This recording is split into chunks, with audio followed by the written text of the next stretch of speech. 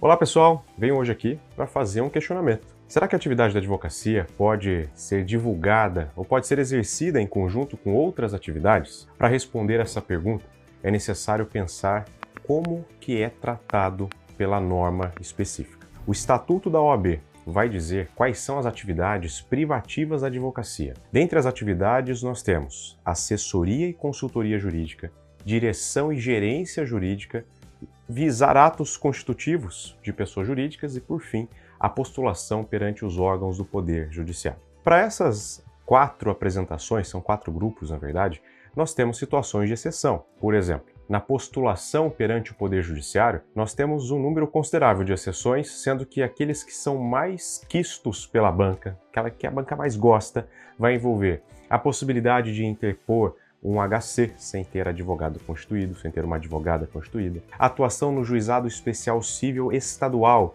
que vai até 20 salários mínimos sem a necessidade de se constituir um advogado, ou Juizado Especial Cível Federal, até 60 salários mínimos. Entre outras situações, como Justiça do Trabalho, como requerer a fixação de alimentos. Existem aí algumas situações que nós temos da chamada prescindibilidade de capacidade postulatória. Uma dica importante aqui: eu não posso afirmar que o advogado e a advogada que eles sejam dispensáveis, porque a Constituição fala que os advogados são indispensáveis à administração da justiça. O que eu posso dizer, portanto, é que há uma prescindibilidade. Prescindibilidade vem de não ser necessário, né? Não é uma condição sine qua non, expressão que a gente usa muito no direito. Ou eu posso falar também que há a prescindibilidade de capacidade postulatória. São as situações, portanto, para fechar esse raciocínio, em que o interessado, a interessada, poderá atuar diretamente. A atuação da advocacia, então, ela tem esse viés intelectual, né? Atividade autônoma, produção científica. Por essa razão, e dada a peculiaridade de ser a atividade da advocacia considerada indispensável à administração da justiça, a gente pode considerar a alçada em que encontramos a advocacia. E eu não estou fazendo nenhum discurso aqui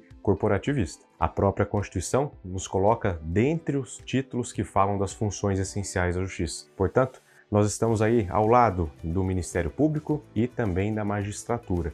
Claro, cada um com a sua função, cada um com a sua atuação. Advogado não julga, né? Juiz não peticiona, cada um com a sua função dentro dessa estrutura da função jurisdicional do Estado. Dada a seriedade dessa profissão, né? Dada a sua indispensabilidade junto à administração do modo geral do Estado, é que algumas regras são bastante específicas. Por exemplo, nós temos restrições na publicidade. Na publicidade eu posso fazer publicidade, mas eu não posso fazer propaganda, né? Tem aí uma fusão diferente de ideias. O que eu passo a trabalhar então quando o assunto envolve atividades estranhas à advocacia e o que são atividades estranhas? Inclusive uma frase estranha. Será que eu não posso advogar e fazer uma atividade qualquer outra que eu tenho que considerá-la estranha? O que é estranho, né? Atividade estranha à advocacia é toda aquela que não tem a mesma natureza jurídica, é toda aquela que não envolvam a prestação desses atos privativos que eu mencionei, a postulação perante os órgãos do Poder Judiciário, assessoria, consultoria e direção jurídica, enfim, todas essas que nós aqui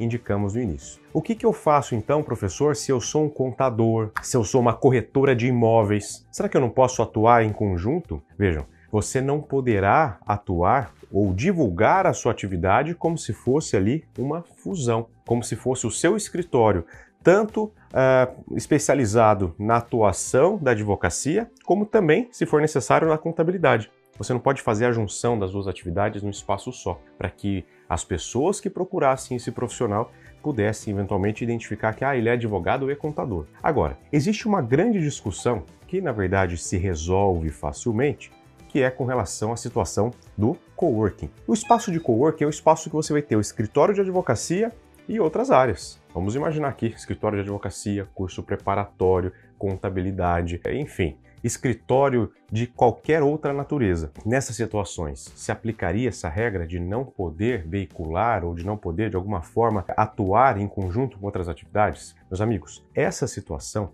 nós não temos a veiculação em conjunto. A pessoa não vai procurar o seu escritório de advocacia achando que toda aquela estrutura está na mesma pessoa. Portanto, na figura do coworking, é possível você ter um escritório de advocacia funcionando nesses espaços, mas é sempre importante pensar que será necessário cuidar com relação a documentos, com relação a qualquer objeto que envolva o sigilo profissional.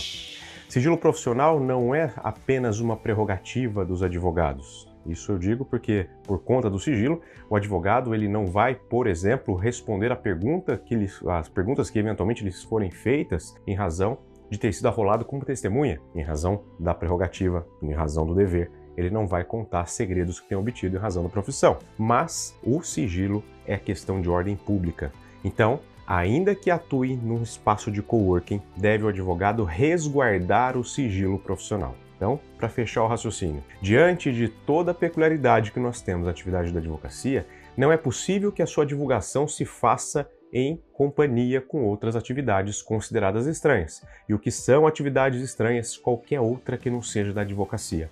Qualquer outra. A exceção, se bem que não é bem uma exceção, mas a única situação que nós poderíamos pensar a atividade da advocacia com outras, seria na figura do coworking, desde que claramente sejam atividades distintas e que o advogado também ali privilegie, defenda, cumpra com o seu dever, que também é prerrogativa de sigilo profissional. Esse é um assunto muito importante, que eu tenho certeza que depois desse vídeo você nunca mais vai errar qualquer questão ou até mesmo aspectos práticos que eventualmente esteja aí diante. Bons estudos e até o nosso próximo vídeo.